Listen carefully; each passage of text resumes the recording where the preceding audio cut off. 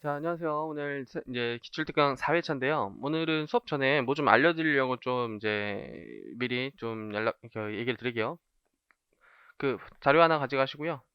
왜냐면 사실 오늘도 아니고 내일 발표인데 2021년 세법 개정안이 올라왔어요. 2021년 세법 개정안이.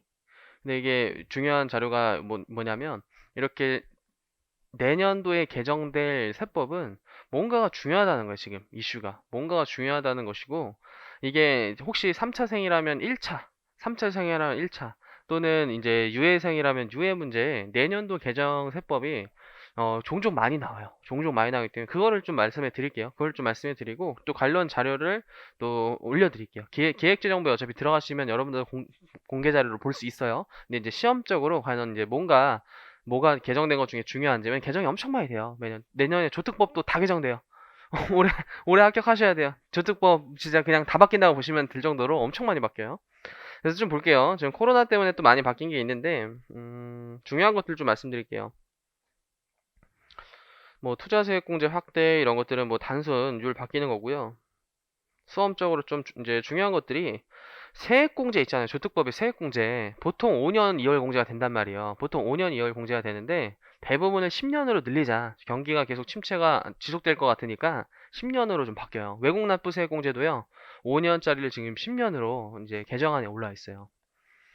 그렇게 해서 좀 세액공제의 2월 공제 기간이 확대되는 규정이 좀 있고요. 심지어 결손금 있죠. 2월 결손금 10년이잖아요. 걔는 그럼 15년.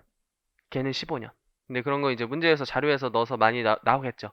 그래서 내년도 개정이니까 올해 시험 볼 때는 당연히 종전균정으로 보시고 지금 개정됐다라는 게 아니라 개정 아니에요. 21년 1월 1일에 이제 시행할 개정 세법 안이 올라온 거예요. 안이 이맘때쯤 올라와요. 근데 이걸 왜 알려주냐? 이 주제가 뭔가 이제 이슈가 되고 아니면 취지로서 바뀌기 때문에 개정안을 알면 시험 문제를 알 수 있다요. 개정안을 알면 시험 문제를 알 수 있다. 그 다음에 뭐 주류 사업 이런 건 볼 필요가 없겠죠. 그 다음에 뭐 신카 소득 공제 이쪽이 또 이제 한시적으로 특례 있었잖아요. 그거를 좀 이제 올리나 봐요. 그런 것들 좀 올리나 봐요. 그 다음에 전기 자동차 요즘 핫하죠. 이런 거 다시 시험 목적으로 수험 목적보다 그냥 이슈화된 측면으로 전기 자동차에 대한 개소세가 감면 혜택이 연장되고 또 감면이 좀 있고요.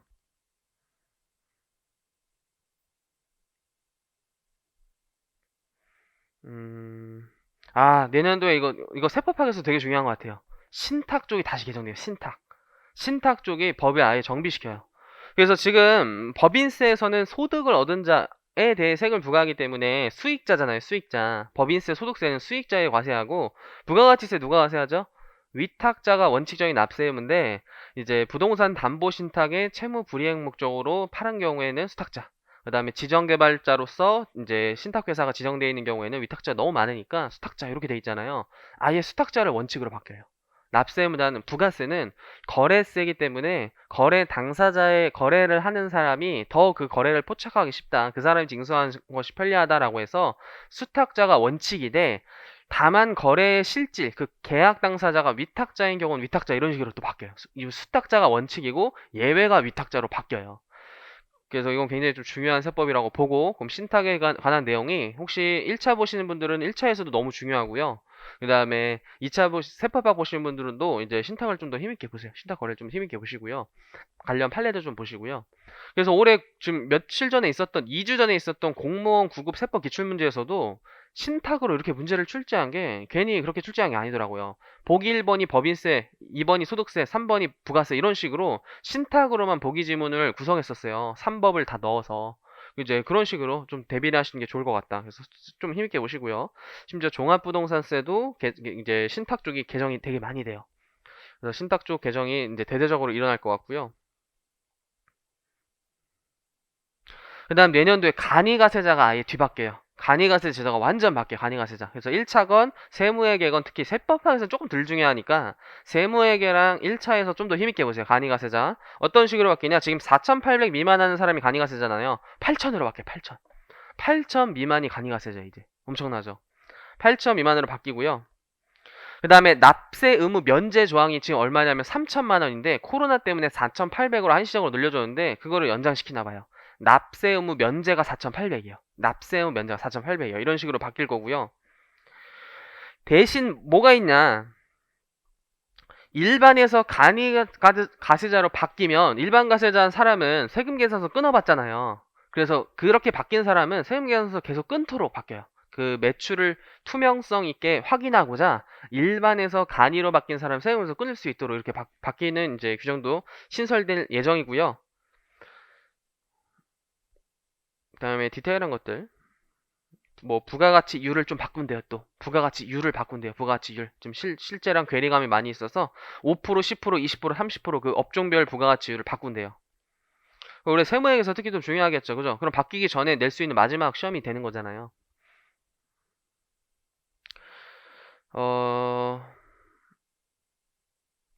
그리고 의제매입세액공제 있죠. 의제매입세액공제. 의제매입세액공제 간이가세자 이제 안 해주나 봐요. 이제 의제매입세액공제 간이가세 안 해주나 봐요. 올해 낼 수 있는 마지막 찬스예요. 의제매입세액공제 간이가세는 안 해준대요. 약간 취지를 보시면 면세 과세표준에 그 VAT를 곱하는 산정 시 이미 포함이 되어 있어 의제매입세액공제 자체가 이중공제에 해당한다라는 취지에서 이제 배제시키나 봐요. 올해 의제매입세액을 낼 수 있는 마지막 찬스예요. 간이가세자예요. 간이가세자. 여러모로 아무튼 계산 문제도 많이 바뀌어요. 업종별 부가가치율을 0.5% 이런 식으로 한번 바꾸나 봐요. 업종별 부가가치율을 0.5% 이런 식으로 바꾸나 봐요. 저도 이거 오늘 아침에 본 거예요. 아침에 본 거. 아침에 따끈따끈해. 지금 손이 뜨거워요. 따끈따끈해 손이 뜨거워요. ISA 어제 좀 정리했었죠? 3550 이하잖아요. 3550 이하. 그때 400만 원이고 그건 200만 원이고 비과세 초과하면 저율 분리과세 9% 때린다 했었잖아요. 거기에 좀 조금씩 디테일하게 바뀌어요. 그런 수치는 안 바뀌고 그 이제 요건이나 어떤 그런 완화 규정으로 이제 요건들이 바뀌어요. 되는 사람을 더 늘려주고요. 운용 범위도 확대해주고요. 뭔가 이제 2월 납입 허용도 허용해주고 이런 식으로 바뀌어요. 그런 거 좀 이렇게 IS에 좀 더 힘있게 보시고요. 다음 좀 디테일한 애다. 조특법은 다 지금 조특법이에요. 제가 넘어가는 게. 소득세 최고 세율이요. 참고로 45% 세율 구간이 생겨요. 지금 최고 세율 42잖아요. 45 세율 구간이 생겨요. 10억 넘는 분들은 45%래요. 이제 10억 넘으면 45%래요. 그래서 세수 증대가 0.9조 원이 이제 징수될 예정이래요. 일단 내년에 양도소득세 겁나 바뀌어요. 양도소득세 아예 그냥 초토화돼요. 주택 특히 주택 쪽을 박살내요.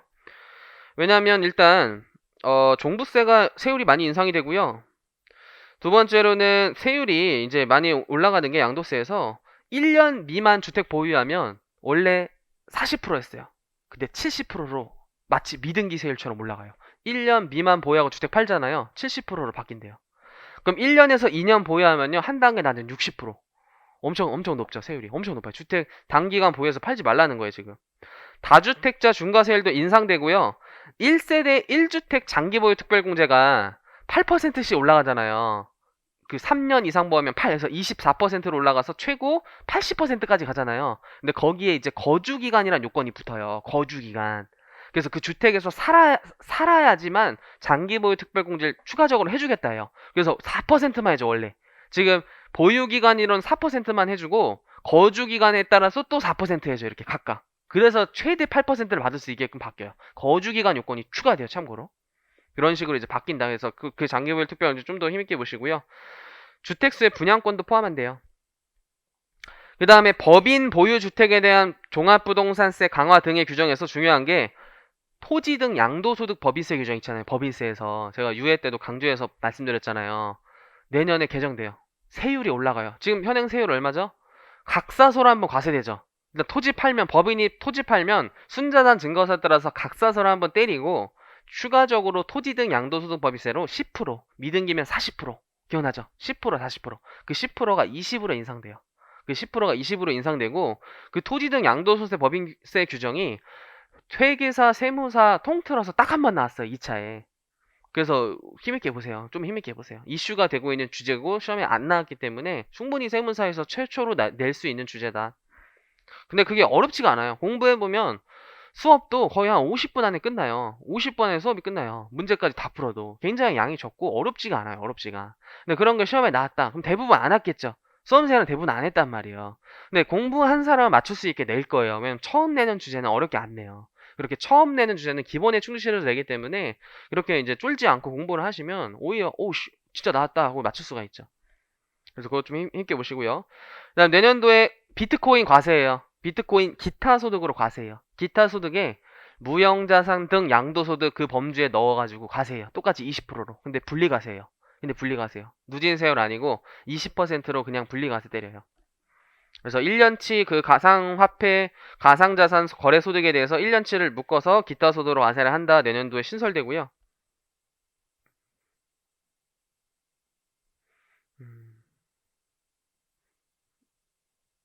다 조특법이에요. 상증세, 공익사업, 국제조세.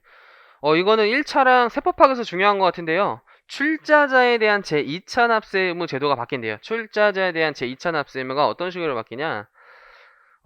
상장 법인 원래 포함이었잖아요. 출자자 납세 의무 그 대상 법인, 상장 법인 제외시킨대요. 상장 법인은 그 형해화 시킬 확률이 적기 때문에 상장 법인을 제외시킨대요. 상장 법인을 제외시켜서 출자자 납세 의무를 적용시키고 또한 유한 책임 원칙을 감안해서 과점주주한테 무조건 출자 납세를 부여하는 것이 아니라 과점주주가 사실적인 영향력을 행사하는 경우에만 2차 납세를 적용한다. 이런 식으로 좀 개정이 되기 때문에 중요하겠죠. 그래도 특히 세법학에서 충분히 중요할 수 있고요. 국기법.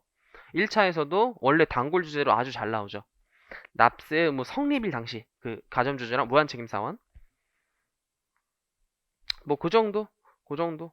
서와 골동품 양도소득도 이건 좀 그냥 디테일한 세법인데 사업자가 아닌이란 말이 붙어요.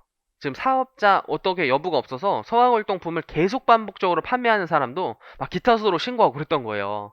근데 사업자 아닌 개인이 서학월동품을 팔면 그때만 기타 소득이고 서학월동품을 계속 반복적으로 판매하는 사람은 사업소득이다를 명확하게 문구를 이제 바꾼대요. 뭐 그 정도가 있어요. 그 정도가. 그리고 이제 기재부 또 이제 파일 올라가면 그거 한번 봐보세요. 기재부 올라가서 봐보시고요. 너무 많기 때문에 제가 이제 중요한 것들만 말씀을 드린 거예요. 중요한 것들 말씀 드린 거예요.